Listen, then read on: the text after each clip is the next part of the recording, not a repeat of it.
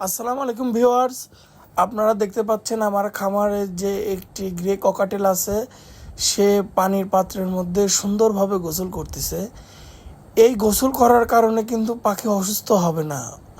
এই গোসল করার কারণে এই পাখি ডিম পেড়েছে, এ হচ্ছে মেল আর ভিতরে আছে ফিমেল। তো এই মেল পাখিটা গোসল করার পরে আপনার ওই ডিমে যদি তা দেয়, সে ডিম থেকে ডিম ফোটার চান্সটা বেশি থাকে। আপনারা অনেকে লক্ষ্য করে থাকবেন বা অনেকে জানেন যে আমরা যে এই ইনকিউবেটরের মাধ্যমে ডিম থেকে বাচ্চা তুলি, সেই ইনকিউবেটরের মধ্যে আমরা আর্দ্রতার জন্য পানি দিয়ে থাকি।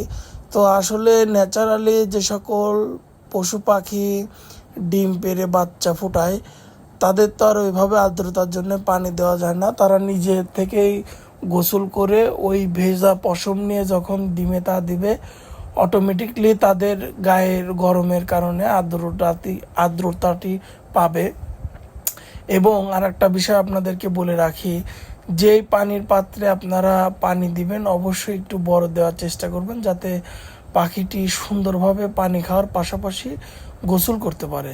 আবার লক্ষ্য রাখবেন যে গোসলের পানিটি যখন নোংরা হয়ে যাবে, দয়া করে সেটি আবার পরিষ্কার করে দেবেন, যাতে ও আবার খাইতে পারে। কারণ গায়ে যে অনেক সময় গায়ে পোকামাকড় থাকে, ব্যাকটেরিয়া থাকে, এগুলো থাকা অবস্থায় আবার ওই পানি খেলে পাখিদের পেট খারাপ বা অসুস্থ হয়ে যেতে পারে। এদিকেও আপনারা লক্ষ্য রাখবেন।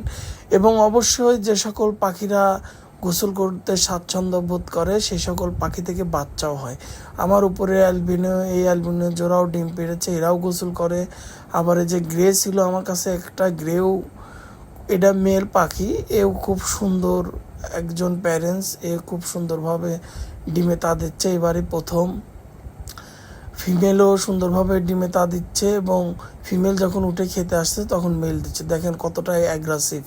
আসলে এদেরকে আমি খুব ডিস্টার্ব কম করি, যেহেতু হাঁড়িতে দেওয়া, এই জন্য আসলে পাখিকে ওইভাবে ডিস্টার্ব করা উচিত না। বক্সে থাকলে হয়তো বা বক্স থেকে বের হলে ট্রে বের করে দেখা যায়।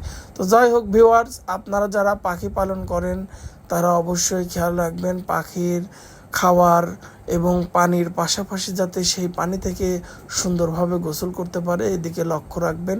এটা খুবই হেল্পফুল হবে এবং প্রাকৃতিকভাবে তারা প্রজনন করতে পারবে। সকলকে ধন্যবাদ।